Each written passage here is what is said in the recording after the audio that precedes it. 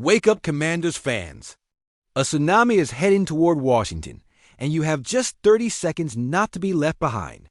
First, do you know which beast in our defense is climbing the top 100 faster than a missile? Bone-crushing tackles and earth-shattering sacks. And it might be just the beginning. Second, hiding in camp is a rookie with shark-like skills, 6'2", iron physique, spine-chilling tackles. Could this player be the NFL's best-kept secret? But hold on. Third, a political shadow just threatened to bury our new stadium. In D.C., change the team name or lose the home. This is war. If you're not subscribed, you'll miss the battle that will define the future of the Commanders. And when the smoke clears, will you be in the stands or watching from the outside? Smash that like button, turn on the bell, and run to the comments before it's too late. Look, I'm telling you, the passion we have for the burgundy and gold is undeniable, right? And when our players shine, they really shine. And that's exactly what's happening with our linebacker, that unstoppable engine at the heart of our defense. This guy isn't just playing, he's dominating. He's climbed spots in the prestigious NFL Top 100 list. And that's no small feat. I see this as a clear sign of what it means to have an immediate impact on a franchise transforming. The dynamics of our defense from day one. Remember when this linebacker arrived in Washington? He signed a 3-year contract before the 2024 season, and from the first snap, his presence was felt. Played all 17 games, racked up nearly 100 tackles, more than half of which solo, and 8 sacks. 8 sacks. Folks, in his first year with us. Plus, he added an interception, a forced fumble, and 2 fumble recoveries. He's a stat machine. I ask you, how many players do you see coming to a new team and having that kind of impact from day one? Not just in numbers, but in energy and leadership he brings to the field? Not many. I tell you. His ability to pressure the quarterback, his instinct to find the ball, and his tenacity in every play have injected new life into our defense, turning it into a much more aggressive and opportunistic unit. His 2024 performance earned him a second-team All-Pro nod. Second-team All-Pro. That's no accident. That's the result of hard work, pure talent, and a warrior's mentality. It's the kind of recognition that validates his value not only to our team, but to the entire league. Before joining the Commanders, this man had already proven his worth with the New York Jets and the Carolina Panthers, even winning the NFC Defensive Player of the Week award. I believe his journey is a testament to his consistency and ability to adapt and excel wherever he plays, showing that he is a consummate professional always striving for excellence. Now, let's talk comparisons because it's always good to put things into perspective.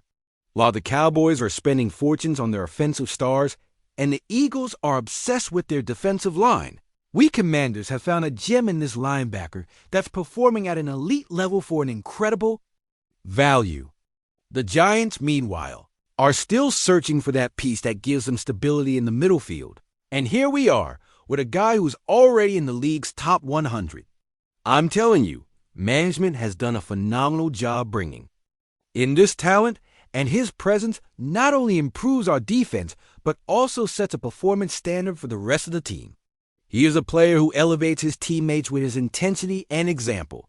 This linebacker is the 3rd Commander to make it to this year's top 100 list, joining our offensive tackle and another veteran linebacker also on the list. And I, Marcus Commander Truth Rodriguez, tell you this is just the beginning. With the talent we have, and with this guy's leadership on defense, the sky's the limit. I believe his rise is an inspiration to the entire team and a sign that we are building something special here in Washington, a team that not only competes but aspires to greatness. Fans are excited and expectations for his future are sky high, as many see him as a future legend of the franchise. Now, let's move on to news that has me thinking, and I'm telling you this, it's one of those that makes you raise an eyebrow. Many of you, I know, were worried when our GM Adam Peters made no effort to retain our starting safety last season. Then he brought in another safety to fill that spot, and the guy had an incredible bounce-back year. But Peters, oh Peters, repeated the process. Let go of that second safety with little fanfare and quickly sign a veteran from another team.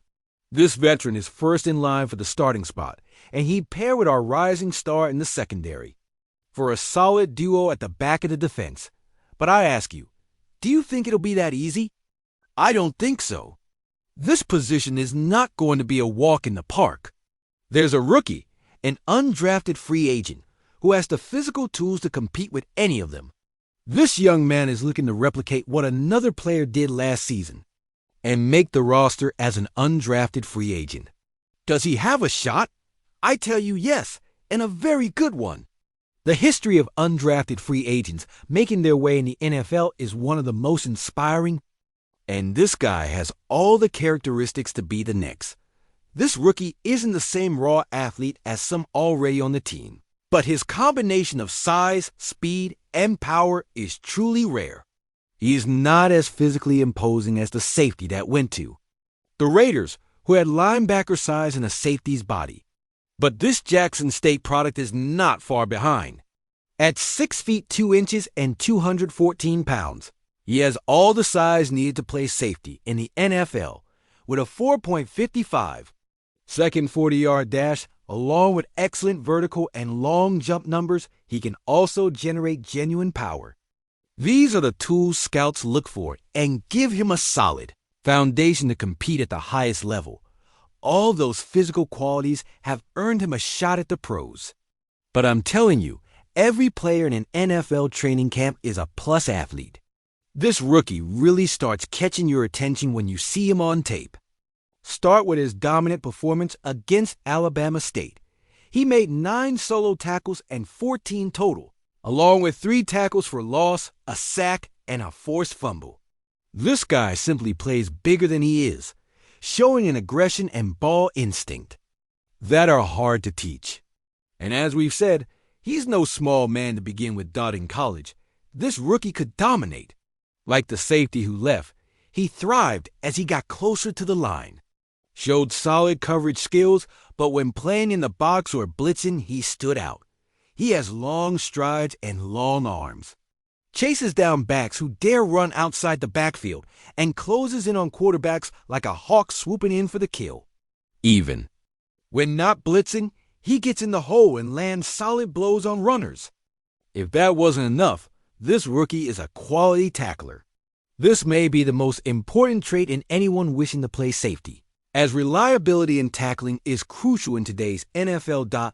To make a place for himself on the Commanders roster in 2025, this rookie needs to prove he can still make those kinds of plays against NFL talent. His college had an excellent 2024 season, finishing in the top 20 of the FCS division, but they didn't face top-tier college opponents. I tell you, there are a lot of quality football players at the FCS level. There once was a time when Jackson State produced some of the NFL's best players.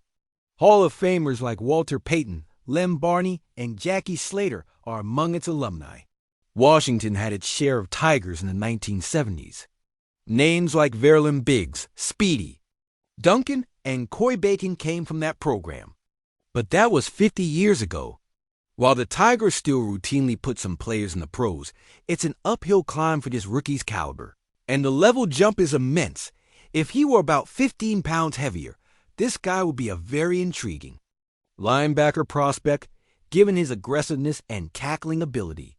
Right now, his biggest deficiency is in pass coverage, especially if he needs to patrol large areas of the field against elite NFL receivers and the new generation of athletic tight ends. This is where he really needs to show improvement in camp. Nobody will know how this rookie measures up to NFL players until he starts game action. If he can show improvements in his change of direction and spatial recognition in coverage, he'll pose a challenge to players like our fill-in and the uber-athlete sophomore for a backup spot behind the new starter. Competition will be fierce, but his determination and physical tools make him a legitimate contender for a roster spot. Now, hold on tight because this news is one of those that turn your stomach and make you think about our franchise's future. I'm telling you, the team name controversy is a sensitive topic for all of us, right? And just when we thought we were moving forward with plans for a new stadium, bam, a statement appears that sends chills down our spines. A very influential political figure has again entered the debate, and this time, linking the naming controversy with our future stadium plans. This is a direct threat to our return home, to the capital we long for. In a recent social media post, Donald Trump expressed satisfaction with the attention his previous remarks received, saying something like, "My statement on the Washington Redskins has totally exploded, but only in a very positive way." And then he dropped the bomb. If the team doesn't revert to its old name, he's ready to block their return to Washington, D.C. I can't believe it, folks. Seriously? Threatening to block a stadium over a name? This isn't just a statement. It's a show of power and a direct meddling in the franchise's affairs, with massive implications for fans and the local economy. I might put a block on them if they don't change the name back to the original Washington Redskins and get rid of the ridiculous name Washington Commanders, wrote this figure. I ask you, is this a political move or genuine concern for tradition? I think it's a mix of both, and it puts us in a very delicate position. The political figure seems to be capitalizing on the nostalgia of part of the fan base, while exerting pressure on the team to reverse a decision that was made for cultural sensitivity and civil rights reasons. As you know, the Commanders abandoned the name Redskins in 2020 after years of criticism from Native American groups and civil rights advocates who argued that it was a racial slur. It was a difficult but necessary decision for many, marking an important step towards inclusion and respect. And now, the team is planning to return to the RFK Stadium site in D.C. with a proposed $4 billion stadium project. Under the plan, the Commanders would build a 65,000-seat stadium on the grounds of their former home, where they played from 1961 to 1996. The project is expected to begin construction in 2026 and is slated to open in 2030. Imagine that, folks! Returning home to the capital where we belong, to a place with so much history for the franchise and for the fans. The RFK Stadium is more than just a site. It's a symbol of the Commanders' heritage, and Washington. Congress granted the city control of the RFK site last December, and the current president signed the bill in January. Everything seems smooth sailing, with a clear path for development. But this political figure says he could derail the deal. "I won't make a deal for them to build a stadium in Washington," he added. "The team will be much more valuable, and the deal will be more exciting for everyone, but only if the old name returns."